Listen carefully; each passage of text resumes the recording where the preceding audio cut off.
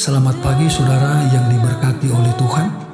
Jumpa kembali dalam seri pembahasan firman Tuhan, menjadi putra dan putri Allah. Apapun kondisi yang saudara alami saat ini, percayalah bahwa Tuhan Yesus pasti bersama dengan saudara saat ini. Mari berdoa. Bapa di sorga, terima kasih hari yang baru lagi kami bisa nikmati pada hari Saat ini kami siap merenungkan firman-Mu. Berikan kuasa Roh Kudus, berkati firman-Mu Tuhan, dalam nama Yesus, Juru Selamat kami. Amin. Judul pembahasan firman Tuhan pagi ini adalah Salib dan Hukum. Hosea 14 ayat 10, firman Tuhan berkata, "Siapa yang bijaksana, biarlah ia memahami semuanya ini. Siapa yang paham, biarlah ia mengetahuinya. Sebab jalan-jalan Tuhan adalah lurus, dan orang-orang benar menempuhnya, tetapi pemberontak tergelincir di situ." Saudara yang diberkati oleh Tuhan, salib berbicara kepada penghuni surga, kepada dunia-dunia yang tidak jahat, dan kepada dunia yang jahat. Nilai yang telah Allah berikan kepada manusia, dan tentang kasih-Nya yang besar, yang dengannya Dia telah mengasihi kita, itu bersaksi kepada dunia, kepada para malaikat, dan kepada manusia, kekekalan hukum ilahi. Saudara yang dikasihi Tuhan, kematian Kristus menjadi argumen yang meyakinkan dan kekal bahwa hukum Allah tidak berubah sama seperti taktanya.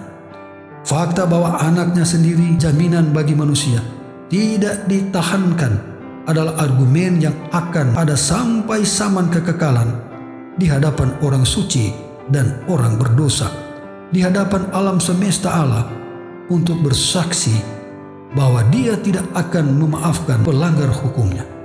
Setiap pelanggaran terhadap hukum Allah, betapapun kecilnya, dicatat dalam perhitungan, dan ketika pedang keadilan diambil, itu akan melakukan pekerjaan bagi pelanggar yang tidak bertobat, sama seperti yang telah dilakukan terhadap penderita ilahi. Saudara yang dikasihi oleh Tuhan, melalui kebenaran Kristus yang diperhitungkan, orang berdosa dapat merasa bahwa ia diampuni dan boleh mengetahui bahwa hukum tidak lagi menghukumnya, karena ia selaras dengan semua ajarannya.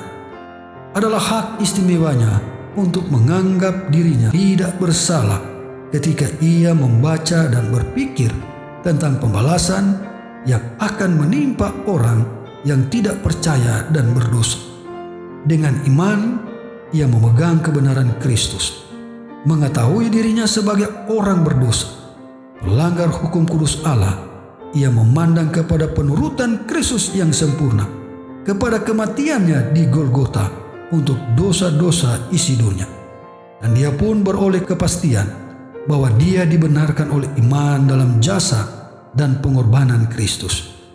Ia menyadari bahwa hukum dipatuhi demi namanya oleh anak Allah, dan bahwa hukuman pelanggaran tidak dapat jatuh pada orang berdosa yang beriman.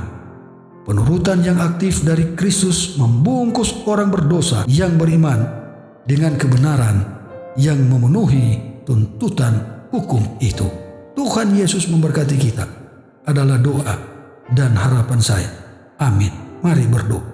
Bapa di surga, terima kasih Tuhan atas kasih dan kemurahan.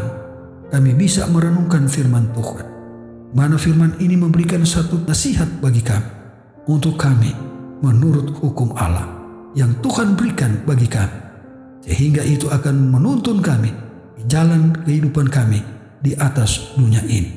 Terpujilah nama-Mu Tuhan, dalam nama Yesus, Juru Selamat kami.